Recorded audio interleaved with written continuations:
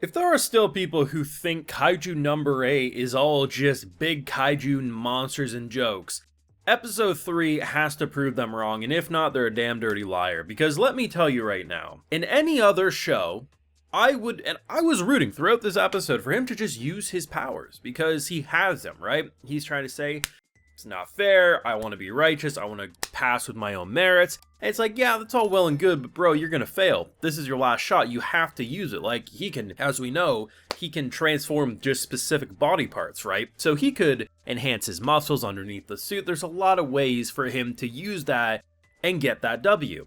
And when you get to round number 2, where you're at a 0 freaking percent on the power reader, and anything above a 0 is pretty much a pass. Like, to just give you the bare minimum, get a 0.1 and you could pass, and this man pulls out a 0. I'm like, okay.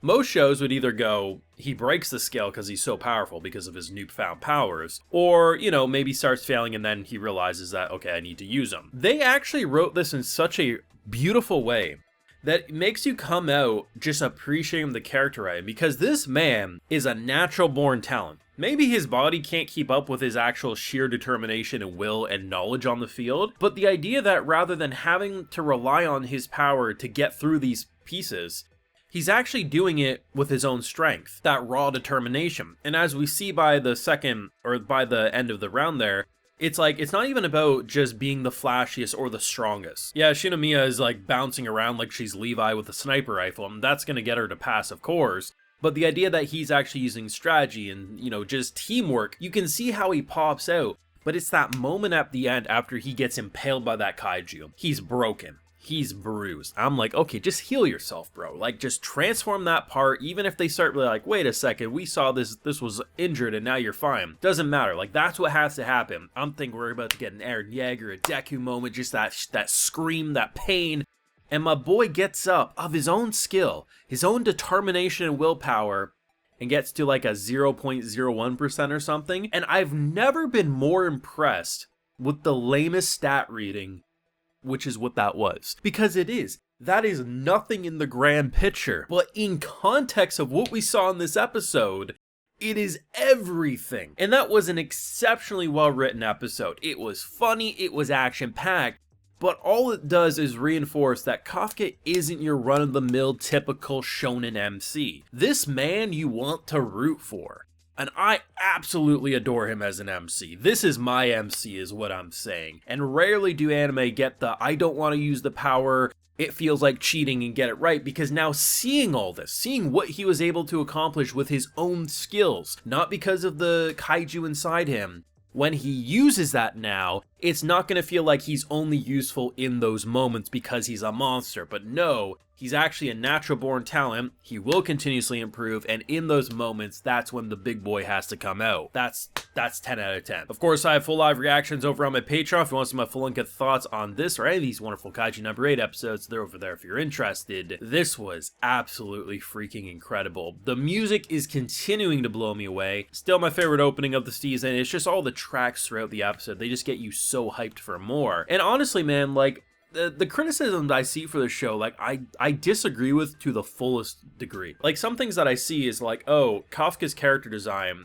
I don't like it at all. It's too bland, it's too round, and I'm like, it's like my favorite MC character design of the season. He actually looks like a 30-year-old, he actually looks older, and it's a different character design from your run-of-the-mill, here's your Kirito or generic isekai MC character design that we always see. I love looking at him, and I love how it's almost like a blend of its own unique art style mixed with something like that's very similar to Knights of Sidonia, especially on the female cast. Like, they, I feel like, are more Knights of Sidonia. Everyone else is kind of like, I don't know, like an evolution of World Trigger character designs. I don't know really how to put it, but I love looking at it. I love the comedy. I was told last week that Shinomiya, this girl who decided to rack up our insurance bill claims, I would start loving her. And I'm like, nah, I'll be a hater till the day I die. But no, like, this happens all the time. Like, characters that absolutely infuriate me, usually, if they're written well, I'll grow to appreciate. And I'm not gonna say I'm a lover of this character so far. I still think she's a goddamn brat, but I do see where her character's going, and it has me excited because she, like, despite wanting to rub it in his face every step of the way,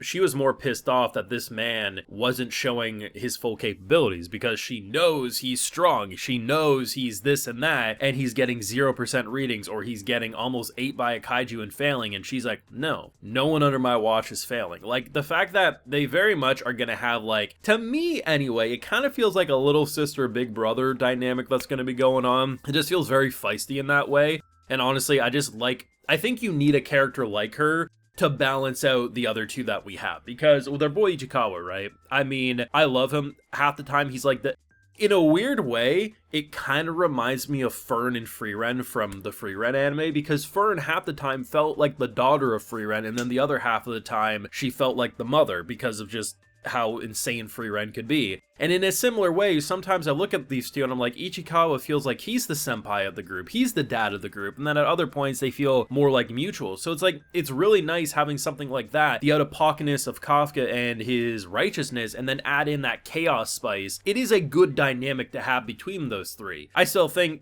she could put the freaking car down politely, but, you know, it is what it is. But yes, do I think I'm gonna absolutely despise her character by the end? No, I don't even really despise her character now. She just pissed me the hell off with last week's moment. I was like, that's not how we do it. It was badass, but it was still, it just kind of pissed me off. I'm just really loving the show. Like, I said it pretty much since the show started. I was like, I'm pretty sure this is gonna be my anime of the season, and I feel more strongly about that statement now than ever. It's actually interesting because initially when episode 1 dropped, the main narrative I saw from source readers was that once it gets into season 2, it's not going to be that great. And now, after I brought up that narrative in episode 2, I see a divide in my comments section. Half the people saying, I don't get that, it actually is even better in season 2, and then the other half saying, nah, it's not. So, I don't know. As I always say, I will wait to see what happens and judge it on my own merits, but I'm watching season 1, just because some people say it doesn't work out for them down the line for them. I'm my own person, and I'm going to judge what I see. And so far with what I'm seeing, this works, because I do know there was some debate about why did we need the time skip to him being able to use his kaiju powers. I do get that in most cases, but when we're already going into training,